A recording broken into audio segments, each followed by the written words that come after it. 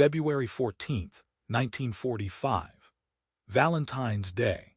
While Americans back home exchanged cards and chocolates, Lieutenant Thomas Brennan of the United States Army Air Forces was plummeting toward Earth at terminal velocity, his B-24 Liberator disintegrating around him in a ball of orange flame above the Italian countryside.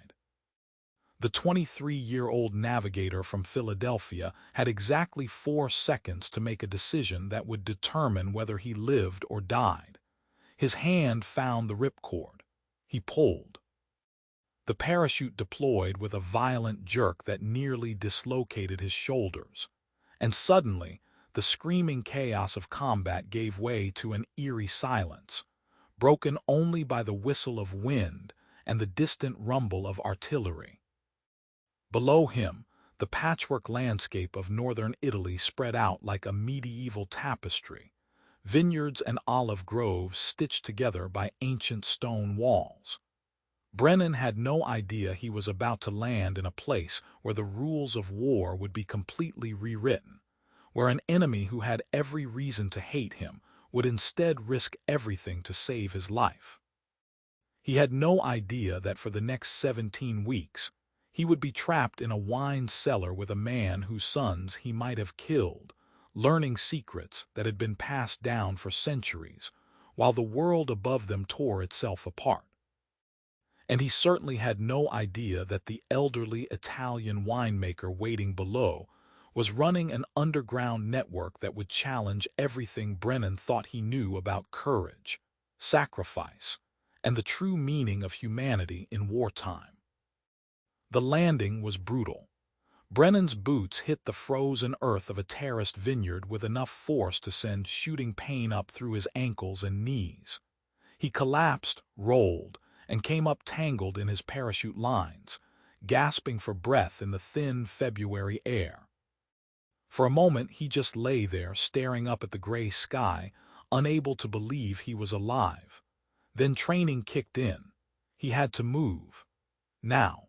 The Wehrmacht was everywhere in this region, retreating north toward the Alps but still deadly, still hunting for downed American airmen with the desperation of cornered animals.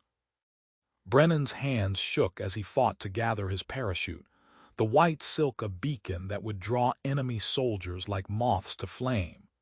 He was in full flight gear, his uniform clearly marking him as United States military. If the Germans found him, the best he could hope for was a POW camp. The worst, a bullet in the back of the head and a shallow grave in an Italian field. He'd heard the stories. Everyone had. The SS didn't take prisoners anymore, not this late in the war, not when they were losing. Brennan stuffed the parachute behind a gnarled grapevine and looked around desperately for somewhere to hide, anywhere that might offer cover. That's when he saw the old man. Giuseppe Marconi was 68 years old, though he looked older, his face carved into deep lines by decades of sun and wind and grief. He stood at the edge of the vineyard, maybe 50 yards away, leaning on a wooden staff, watching Brennan with an expression that was impossible to read. For a long moment, neither man moved. Brennan's hand went instinctively to his sidearm, a Colt 1911 that suddenly felt absurdly heavy in his grip. What was he going to do? Shoot an old Italian farmer? The man was probably just tending his vines, minding his own business, trying to survive in a country that had been turned into a battleground. But Giuseppe wasn't just any farmer, and this wasn't just any vineyard. The old man had been standing there for a reason, had positioned himself deliberately where he could see anyone who landed in his fields. He'd been watching the skies for weeks, ever since the Allied bombing campaigns had intensified, waiting for exactly this moment. Without a word, Giuseppe raised one weathered hand and beckoned. The gesture was clear, urgent. Come, quickly. Brennan hesitated. Every instinct screamed that this was a trap, that the old man was signaling to German patrols that in 30 seconds this vineyard would be swarming with Wehrmacht soldiers. But something in Giuseppe's eyes, a desperate intensity, made Brennan move. He ran in a low crouch across the frozen earth, his breath coming in ragged gasps, expecting at any moment to hear the crack of rifle fire. Giuseppe grabbed his arm with surprising strength and pulled him toward a stone building half hidden among the vines, its walls thick and ancient, built in an era when Italy was a collection of warring city-states, and the Marconi family was already making wine. The cellar entrance was concealed behind a false wall of stacked wine barrels, a hiding place that had been used for centuries to protect the family's most valuable vintages from invading armies, tax collectors, and bandits. Giuseppe moved with practiced efficiency, rolling barrels aside to reveal a narrow opening, then shoving Brennan through into darkness. The American stumbled down stone steps worn smooth by generations of feet, his hands scraping against cold walls slick with moisture. Behind him, he heard the barrels being rolled back into place, the sound echoing in the confined space like thunder. Then silence, complete, absolute silence. Brennan stood in the blackness, his heart hammering, wondering if he'd just been buried alive. A match flared. Giuseppe's face appeared in the flickering light, all shadows and angles, and for the first time Brennan saw the old man clearly. This wasn't just a farmer. The intelligence in those dark eyes, the careful way he moved, the deliberate nature of every gesture. This was someone who had survived decades of war and occupation by being smarter than everyone around him. Giuseppe lit an oil lamp, and the cellar came into view. It was larger than Brennan had expected, maybe 30 feet long and 20 wide, with a vaulted stone ceiling that disappeared into shadows. Racks of wine bottles lined the walls, thousands of them, their labels faded and dusty. The air was cool and heavy with the smell of fermenting grapes, earth, and time itself. In one corner, a small pallet had been set up with blankets and a pillow. In another, a wooden table held bread, cheese, and a clay jug of water. Giuseppe had been preparing for this. The old man gestured to the pallet, then to Brennan, then to himself, and made a staying motion with his hands. "You stay here, with me. Safe." Brennan wanted to ask 1,000 questions. Why was this man helping him? What did he want in return?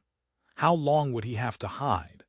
But Giuseppe spoke no English, and Brennan's Italian consisted of exactly 3 phrases he'd learned from a buddy in basic training, all of them inappropriate for the current situation.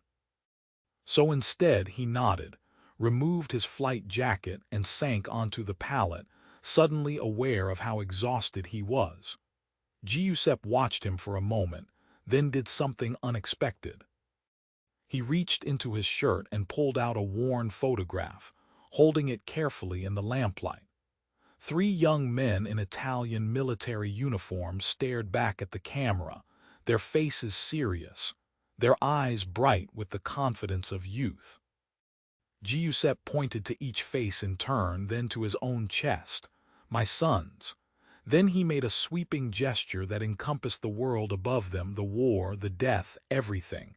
Gone, all gone. Brennan felt his throat tighten. He understood. These were Giuseppe's boys, and they were dead, killed fighting for Mussolini's fascist regime, probably against the very forces Brennan represented. The old man had every reason to hate Americans, to see Brennan as the enemy who had helped destroy his family. Instead, he was offering shelter, food, protection. Why? Giuseppe seemed to read the question in Brennan's eyes. He carefully tucked the photograph back into his shirt, then placed one hand over his heart and looked directly at the young American. When he spoke, his voice was soft but firm, the words in Italian but the meaning transcending language. No more death. No more killing. Enough. It was a declaration, a line drawn in the sand of his own conscience. Giuseppe Marconi had lost his sons to war, and he would not allow that war to claim one more life if he could prevent it, even if that life belonged to someone who wore the uniform of his son's enemies. The first week was the hardest. Brennan lived in constant fear of discovery, jumping at every sound from above, certain that at any moment German soldiers would tear away the false wall and drag him out to face a firing squad. Giuseppe came and went, bringing food and water, emptying the bucket that served as Brennan's toilet, checking to make sure the American was holding up under the strain of confinement. They communicated through gestures and expressions, developing a crude but effective sign language. Brennan learned that Giuseppe's granddaughter Lucia, a girl of maybe 16, lived in the house above with her grandfather. Her mother, Giuseppe's daughter-in-law, had died of pneumonia 2 winters before, leaving the girl orphaned. Lucia never came down to the cellar in those early days. Giuseppe kept her away, protecting her from the knowledge of what was happening beneath her feet, or perhaps protecting Brennan from the complication of another person knowing his secret. But the girl knew anyway. She had to. She was the one who prepared the food her grandfather brought down, who boiled the water, who kept watch from the windows of the farmhouse. On the 8th day, Brennan heard voices above the cellar, harsh German voices barking questions. His blood turned to ice. He pressed himself against the cold stone wall, his hand on his pistol, preparing for the end. Giuseppe's voice responded, calm and respectful, the tone of a simple farmer dealing with occupying forces. There was a long pause. Footsteps moved across the floor above, heavy boots that made dust drift down from between the ceiling stones. Brennan held his breath. The footsteps came closer to the barrel wall, so close that Brennan could hear the creak of leather and the clink of equipment. Then they stopped. Someone was standing directly above the entrance to the cellar. What happened next, Brennan would never fully understand. Giuseppe said something in rapid Italian, his voice taking on a different quality, friendly, almost jovial. There was laughter from the Germans, rough and brief. Then the sound of liquid being poured, glasses clinking. Giuseppe was giving them wine. Not just any wine, but something special from his personal reserve, something that made the German soldiers exclaim with pleasure. For 15 minutes, they drank and talked while Brennan crouched in the darkness below, his muscles cramping, his lungs burning from holding his breath for so long. Finally, the Germans left. Brennan heard their vehicles drive away, the sound of engines fading into the distance. He waited another hour before Giuseppe came down, and when the old man finally appeared, Brennan saw that his hands were shaking. It had been close. Terrifyingly close. But Giuseppe had done this before.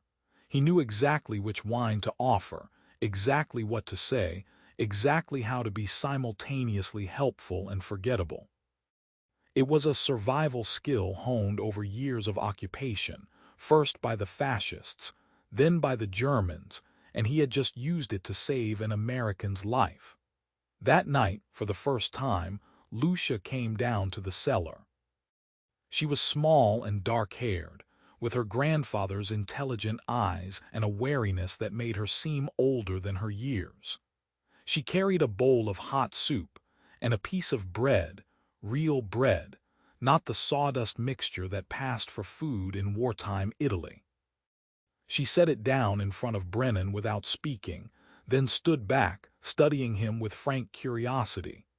Giuseppe said something to her in Italian, and she responded, her voice soft but firm.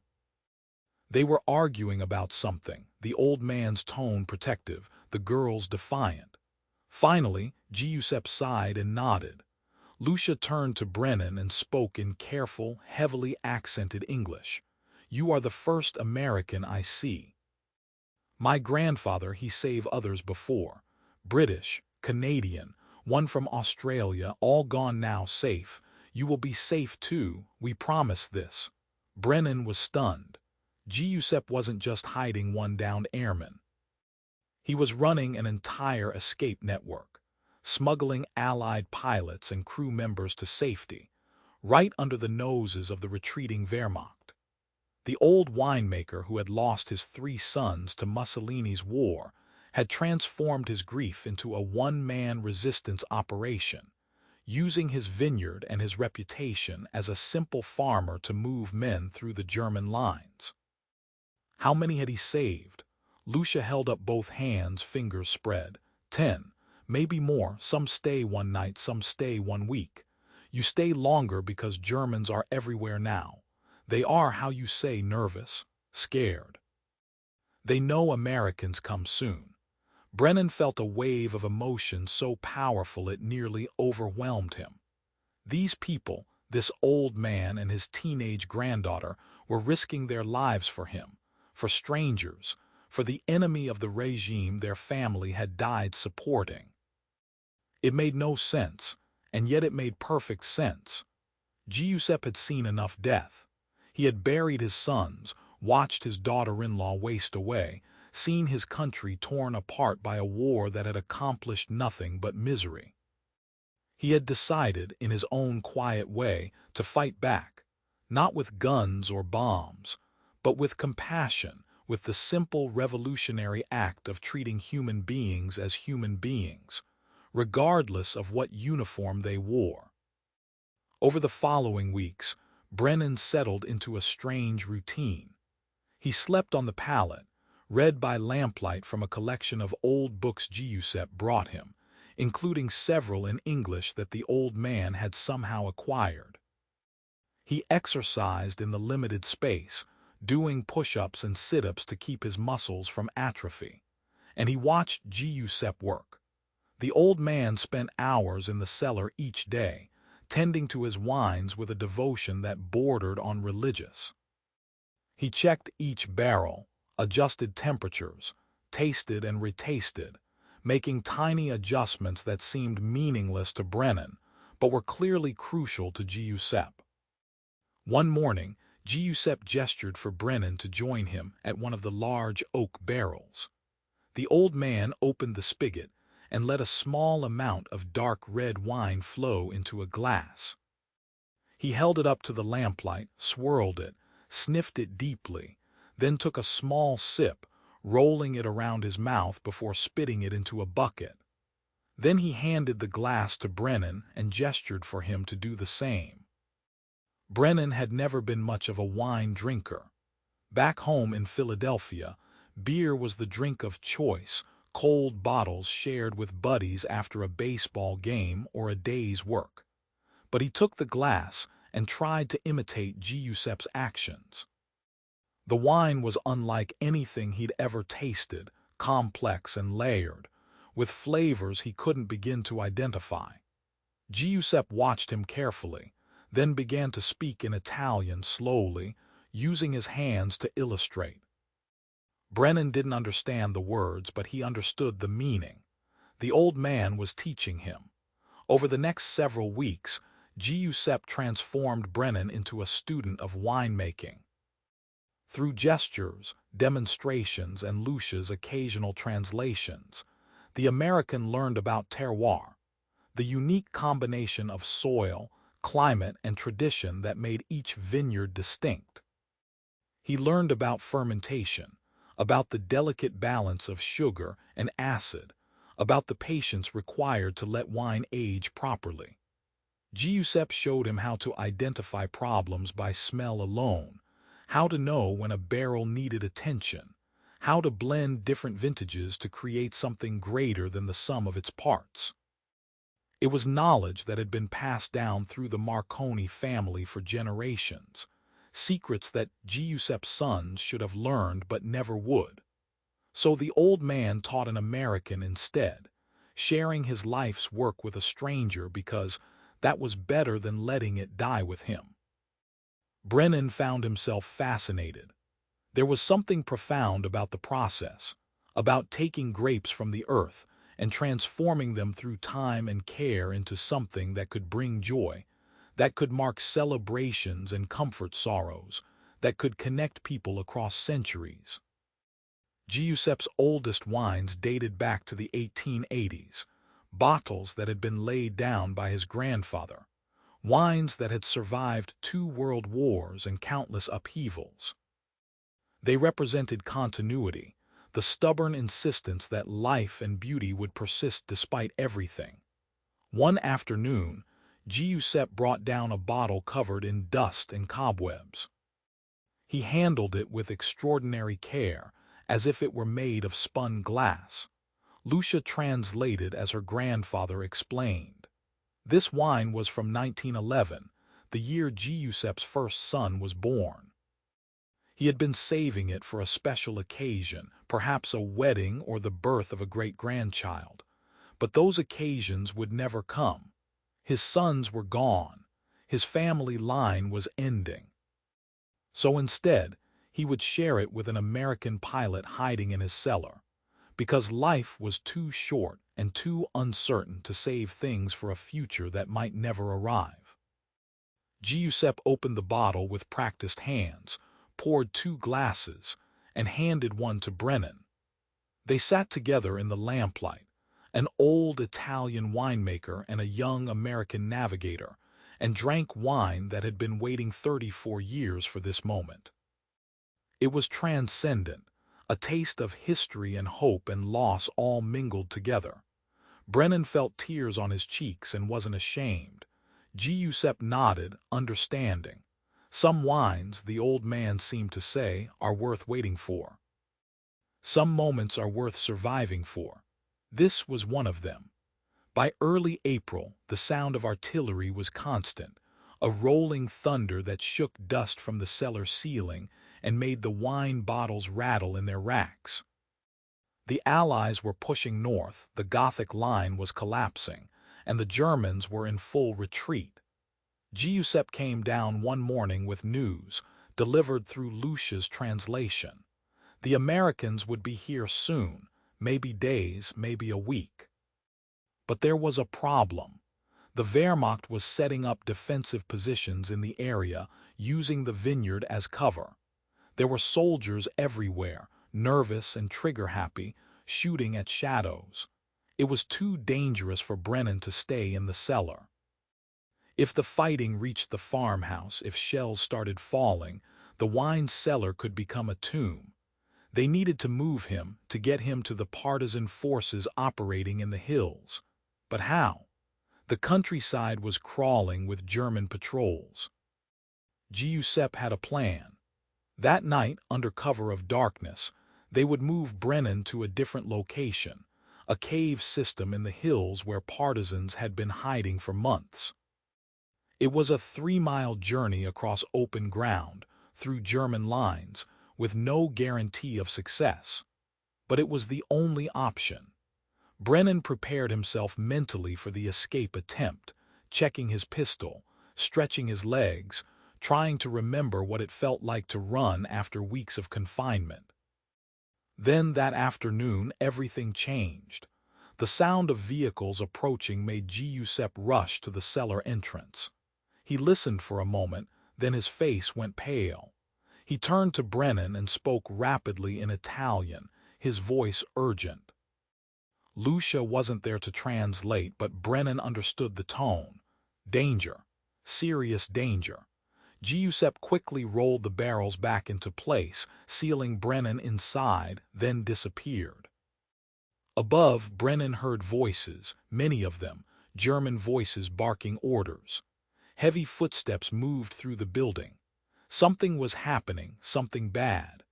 What Brennan didn't know was that a German officer, a captain named Weber, had decided to commandeer the Marconi farmhouse as a temporary headquarters. Weber was a veteran of the Eastern Front, a hard man who had seen too much death to care about one more Italian farmer and his granddaughter. He ordered his men to search every building, every room to make sure there were no partisans hiding, no weapons stashed away. They tore through the farmhouse, overturning furniture, smashing pottery, looking for anything suspicious. Then they came to the wine cellar. Weber stood at the entrance, studying the arrangement of barrels, his eyes narrowed. Something about it looked wrong, too neat, too deliberate. He ordered his men to start moving the barrels. Giuseppe tried to intervene, speaking rapidly in Italian, explaining that the barrels were delicate, that moving them would disturb the wine, that it would ruin years of work. Weber backhanded him across the face, sending the old man sprawling. Lucia screamed and rushed to her grandfather's side. Weber ignored them both and gestured to his soldiers. Move everything. Find out what's behind there. In the cellar, Brennan heard the barrels being moved. He knew he had seconds to make a decision. He could wait to be discovered and hope for mercy, but mercy was in short supply these days. He could try to fight, but he was one man with a pistol against a dozen German soldiers with rifles, or he could hide. He looked around desperately in the lamplight, searching for any option, any possibility. Then he saw it. At the far end of the cellar, partially hidden behind a rack of wine bottles, was a small opening in the wall, maybe 2 feet square. It looked like a ventilation shaft or an old drainage channel. Brennan had noticed it before but never investigated. Now he had no choice. He squeezed through the opening, scraping his shoulders against rough stone, and found himself in a narrow passage that sloped downward into darkness. He could hear the Germans above, their voices getting louder as they cleared away the barrels. He crawled forward, the passage so tight that he had to exhale completely to fit through some sections. Behind him, he heard the sound of the false wall being breached, soldiers entering the cellar, Weber's voice demanding to know what the old man was hiding. Brennan crawled faster, his hands and knees scraping against stone, his breath coming in ragged gasps. The passage opened into a larger space, a natural cave that the Marconi family had probably discovered centuries ago and incorporated into their wine cellar. Brennan felt his way through the darkness, moving by touch alone, putting as much distance as possible between himself and the Germans. He heard them in the passage behind him, flashlight beams cutting through the blackness, Weber ordering his men to follow the tunnel. Brennan's hand touched something in the dark, something that moved. He nearly cried out, then realized it was a rope, old and frayed but still strong. It was hanging from above, disappearing up into a vertical shaft. Without thinking, driven by pure survival instinct, Brennan grabbed the rope and started climbing. His arms burned, his injured ankle screamed in protest, but he climbed, hand over hand, up into the unknown. The shaft seemed to go on forever, 20 feet, 30 feet, his muscles trembling with exhaustion. Then his head broke through into open air. He was in a small clearing in the hills above the vineyard, surrounded by scrub brush and rocks. The rope had been part of an old escape route, probably used by the Marconi family during previous wars, previous occupations. Brennan pulled himself out of the shaft and collapsed on the ground, gasping for breath. Below, he could hear the Germans in the cave, their voices echoing strangely. They hadn't found the rope yet, but they would. He had to move. Brennan ran. He had no idea where he was going, no plan beyond getting as far from the vineyard as possible. The hills were steep and rocky, covered in thorny brush that tore at his clothes and skin.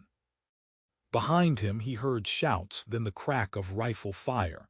They'd found the shaft. They were coming after him. He ran harder, his lungs burning, his legs shaking. A bullet whined past his head, close enough that he felt the displacement of air. He dove behind a boulder, pulled out his pistol, and fired back blindly, just trying to make them keep their heads down. Then he was up and running again, zigzagging through the brush, using every bit of cover he could find. More shots, more near misses. Brennan's mind raced. He was going to die here after 17 weeks of hiding, after everything Giuseppe had risked. He was going to die on a hillside in Italy, shot in the back by retreating Germans. Then he heard a different sound, a sharp crack that wasn't a rifle. A German soldier behind him cried out and fell. Another crack, another soldier down. Someone was shooting at the Germans, partisans. They had to be partisans. Brennan kept running, and suddenly there were men around him, rough-looking Italians in mismatched civilian clothes, carrying an assortment of weapons. They grabbed him, pulled him into a hidden ravine, and within seconds they were moving through the hills with practiced efficiency, using paths that were invisible to anyone who didn't know the terrain. The Germans tried to follow, but partisan snipers kept them pinned down, and eventually the shooting stopped. The Germans had given up the chase, probably deciding that one American pilot wasn't worth losing men over, not this late in the war. The partisans took Brennan to their camp, a collection of rough shelters hidden in a dense grove of trees. Their leader, a man named Carlo who spoke broken English, explained that they'd been watching the Marconi vineyard for days, waiting for an opportunity to help. Giuseppe had gotten word to them somehow, probably through Lucia, warning them that the situation was deteriorating and that Brennan might need extraction. The old man had been coordinating with the partisans all along, using his position as a simple farmer to pass information, to hide weapons, to provide safe houses for the resistance. He was a key part of their network, respected and trusted by men who trusted very few people. Brennan asked about Giuseppe and Lucia, whether they were safe. Carlo's expression darkened. He didn't know. The Germans were still at the farmhouse. If Weber suspected Giuseppe had been hiding an American, the consequences would be severe. Brennan felt sick. These people had saved his life, and now they might pay for it with their own. He wanted to go back, to turn himself in, to trade his life for theirs. Carlo stopped him with a hand on his shoulder. That would accomplish nothing, he said. Giuseppe knew the risks. He had chosen this path, had been walking it for years. The best thing Brennan could do was survive, was make sure the old man's sacrifice meant something. For the next week, Brennan stayed with the partisans, moving from camp to camp as the front lines shifted. He heard the sounds of battle getting closer, American artillery pounding German positions, the distinctive rattle of M1 Garands mixing with the slower fire of German Car 98 KS. The liberation was coming. On April 21, 1945, 17 weeks to the day after Brennan had crash-landed in Giuseppe's vineyard, American forces entered the region. Brennan walked out of the hills with the partisans, his uniform torn and filthy, his face gaunt from weeks of limited rations, but alive. He was immediately taken to a field hospital, debriefed by intelligence officers, and processed back into the military system. But he couldn't stop thinking about Giuseppe and Lucia. What had happened to them? Were they alive? It took Brennan 3 days to get permission to return to the vineyard. He went with a small patrol, officially to gather intelligence about German movements, but really because he had to know. The farmhouse was still standing, though it showed signs of damage, bullet holes in the walls, broken windows, part of the roof collapsed. Brennan's heart sank as he approached. The place looked abandoned. Then he saw movement in the vineyard. An old man, bent and moving slowly, was tending to the vines. Giuseppe. Brennan ran, shouting, and the old man looked up, his weathered face breaking into a smile.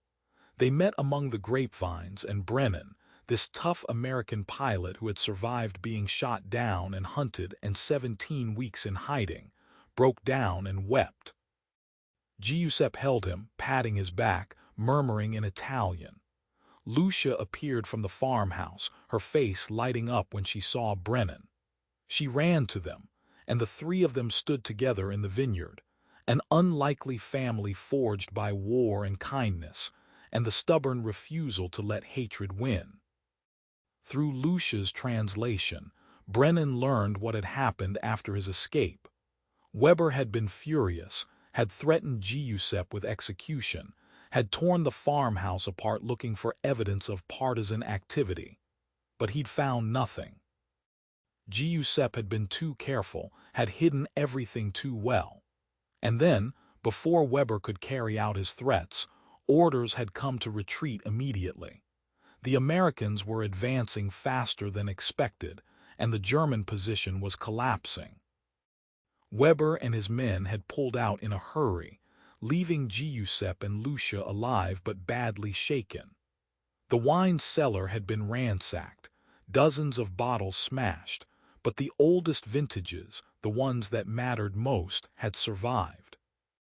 Giuseppe had hidden them in the cave system, the same passages that had saved Brennan's life. Over the next several days, as American forces consolidated their control of the region, Brennan spent every free moment at the vineyard. He helped Giuseppe repair the damage to the farmhouse, replacing broken windows, patching the roof. He worked in the wine cellar, cleaning up the mess the Germans had left, carefully cataloging which wines had been lost and which had survived. And he listened as Giuseppe, through Lucia's translation, told him the full story of his resistance work. It had started almost by accident 2 years earlier, when a British pilot had crash-landed near the vineyard. Giuseppe had hidden him for a few days, then helped him reach partisan forces in the hills. Word had spread through the underground network that there was a safe house at the Marconi vineyard, and more airmen had come. Giuseppe had developed a system, using the wine cellar and the cave passages, coordinating with partisans, moving men through the German lines. He estimated he'd helped at least 15 Allied airmen escape, maybe more. He'd done it quietly, without fanfare, driven by a simple conviction that saving lives was more important than taking them. When Brennan asked why risk everything for strangers, for the enemy, Giuseppe's answer was simple. His sons had died for nothing, for a dictator's vanity, for a war that had brought only suffering. He couldn't bring them back, but he could honor their memory by making sure other mothers didn't lose their sons, other families didn't experience the grief that had nearly destroyed him. Every life he saved was a small act of redemption, a way of fighting back against the senselessness of war. It was, Giuseppe said through Lucia, the only thing that had kept him sane after losing his boys. Brennan stayed in Italy for another month as his unit prepared to redeploy. During that time, he made a promise to Giuseppe. When the war ended, when he returned to America, he would tell people about what the old winemaker had done. He would make sure Giuseppe's courage wasn't forgotten, that his sacrifices were recognized. Giuseppe waved off the praise, uncomfortable with the attention, but Brennan insisted. The world needed to know that even in the darkest times, even when nations were trying to destroy each other, individual human beings were capable of extraordinary compassion. Giuseppe had proven that. He'd taken an enemy into his home, shared his last food, taught him his life's work, and risked everything to keep him safe. That was a story worth telling. On the day Brennan finally had to leave, Giuseppe gave him a gift.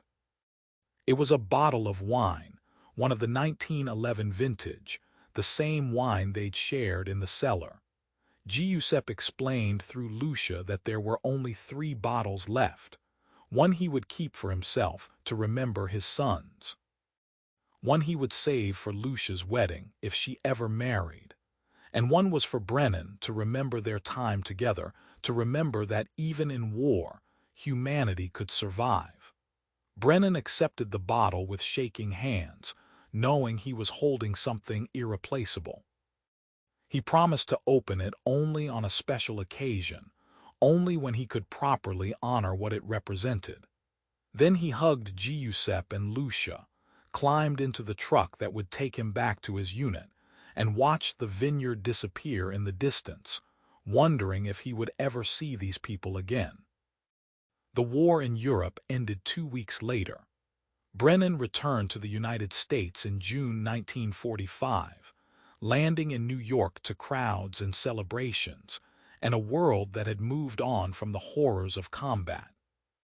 He went back to Philadelphia, back to his family, back to a life that felt surreal after everything he'd experienced. But he couldn't forget Giuseppe and Lucia. He wrote letters, trying to stay in touch, but international mail was unreliable in the post-war chaos, and months would pass between correspondence. He learned that the vineyard was slowly recovering, that Giuseppe was rebuilding, that Lucia was helping her grandfather restore their family's livelihood. Brennan told everyone who would listen about the old Italian winemaker who had saved his life, but in the rush of post-war America, with millions of veterans returning home with their own stories, his tale was just one among many. Years passed. Brennan got married, had children, built a career as an engineer. But he kept the bottle of wine Giuseppe had given him, displayed prominently in his home, and he told his children about the man who had risked everything for a stranger.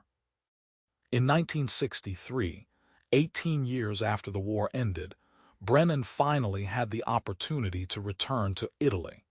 He brought his wife and 2 teenage children, and they made a pilgrimage to the Marconi vineyard. Giuseppe was still alive, now in his 80s, still tending his vines with the same devotion. Lucia had married a local teacher and had 3 children of her own. The reunion was emotional, a connection across time and culture and all the years that had passed. They opened the bottle of 1911 wine together, Brennan's family and Giuseppe's, and toasted to survival, to friendship, to the stubborn persistence of hope in a world that often seemed hopeless. Brennan learned during that visit that Giuseppe's story was even more remarkable than he'd known. The old winemaker had continued his resistance work even after Brennan left, helping more airmen, hiding partisans, providing intelligence to Allied forces. He'd been recommended for recognition by the Italian government, but Giuseppe had refused, insisting he'd only done what any decent person would do. He didn't want medals or fame. He just wanted to make wine and remember his sons, and live quietly in the vineyard that had been his family's home for generations. Brennan returned to America with a renewed commitment to sharing Giuseppe's story. He wrote articles, gave interviews, contacted veterans organizations. Slowly, the tale of the Italian winemaker who had transformed grief into mercy began to spread. In 1978, Giuseppe Marconi was finally recognized by the Italian government for his wartime service, awarded a medal he accepted with characteristic humility. He died 2 years later, at the age of 93, surrounded by his family in the farmhouse where he'd been born. Brennan attended the funeral, one of dozens of people whose lives Giuseppe had touched. The vineyard passed to Lucia and her children, who continued the family tradition, making wine from the same vines Giuseppe had tended, using the techniques he'd taught them. Thomas Brennan lived until 2003, reaching the age of 81.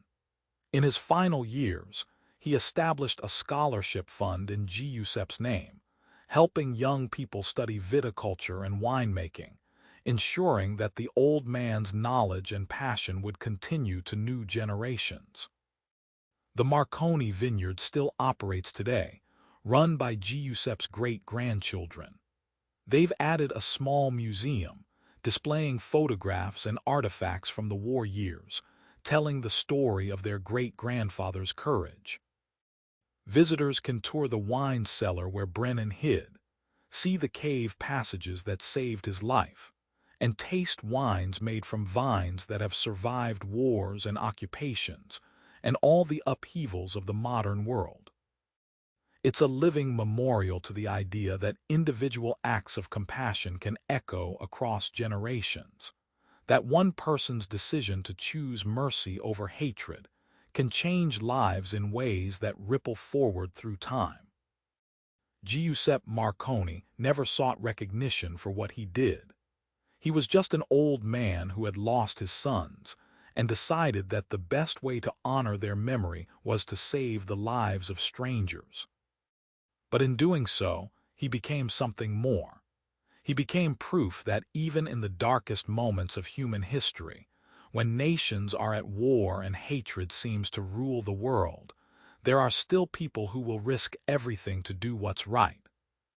His story and the stories of the men he saved stand as testament to the power of individual conscience, the strength of human compassion, and the enduring truth that we are all, ultimately, more alike than different, all struggling to survive, all hoping for a better world, all capable of extraordinary courage when we choose to see the humanity in each other rather than the uniform, the nationality, the label that marks us as enemy or friend.